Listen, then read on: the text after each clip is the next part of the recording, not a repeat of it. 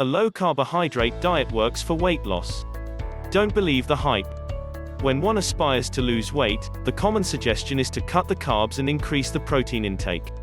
However, independent research now reveals how detrimental a low-carbohydrate diet can actually be to your overall health. Read more to see why and how. When the average person embarks on a diet or fitness regimen with the aim of losing weight or building muscle mass, what they are usually instructed to do is to eat lots of protein and go on a low-carbohydrate diet to accomplish either of the goals. Right there, an observer should see a red flag. How is it that the same dietetic suggestion for weight loss remains applicable for building muscle mass? We all know we need a certain amount of protein every day to remain healthy. Based on misinformation to this effect, several people view the daily consumption of a high-protein diet as beneficial. But have you really seen anyone lose the desired weight on such popular diets as the Atkins diet, which is basically a low-carbohydrate, high-protein lifestyle? I have seen several people try it and fail and even became sicker for the process. Here are some other facts that should spur you in the right direction in regards to excessive protein consumption.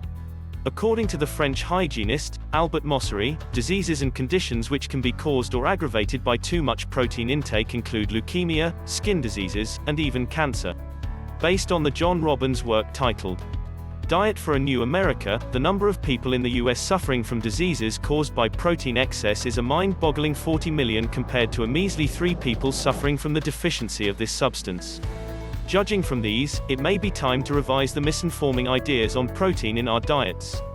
Let's consider some factors on why a low-carbohydrate diet may be unnecessary and even detrimental to one's health. 1. The animals that are usually eaten for protein, what do they subsist on? Substances of the plant kingdom, for example cows, live on grass exclusively.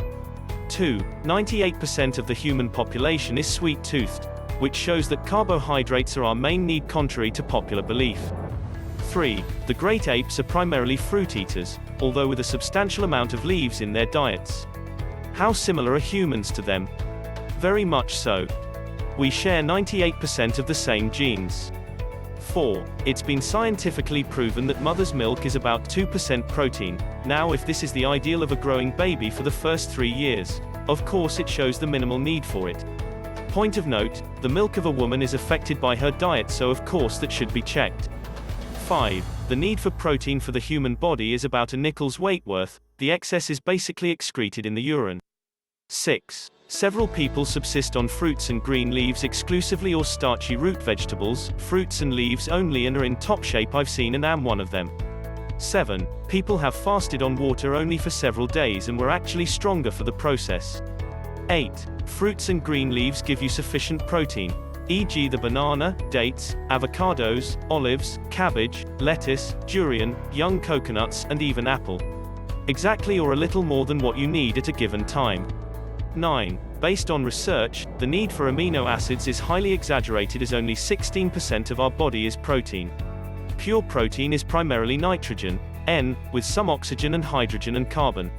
We all know that we get a large share of our oxygen and hydrogen need from the air. Since we are able to utilize and assimilate a large number of our needs of these elements, we are able to build the nitrogen into our body as protein. This process is done by natural bacteria action that is capable of converting it to our use. People who smoke, though, cannot pick up nitrogen from the air so easily but might still get enough from proper foods. Although for your well-being, cessation of tobacco usage is mandatory. 10. Research has been done on the diet of the Aboriginal tribes living in the mountains of Hagen. Their diet consisted of 80% sweet potatoes. The rest consisted of fruits and green leafy vegetables. The daily consumption of protein was around 9.92 grams. Meanwhile, eliminated in their fecal matter was a protein of around 15 times more of what was ingested. This phenomenon illustrates the protein synthesis illustrated above. Definitely cutting back on the wrong kinds of carbohydrates such as cakes, confectionaries, bread, polished rice and the like will be mandatory for weight loss. But replacing them with high-protein foods is just as from the points above unnecessary and actually harmful for overall health and fitness. So what should we eat? Simple, raw, and properly cooked fruits, roots, and leafy vegetables. Not only is this kind of diet unmatched for speedy weight loss, but your body will thank you for the change as you mechanically, via the broom-like, mucus-binding qualities of these substances, cleanse yourself from perhaps a lifetime of wrong eating. Remember the famous quote by Hippocrates, the father of medicine. Let your foods be your medicine and your medicine your foods. Therefore, don't believe the hype of high-protein, low-carbohydrate diets for weight loss or fitness. For optimal health, a wise combination of your organic, seasonal fruits, roots, and veggies is the best and safest way to go. For more information on the topic above, click the link in the description below.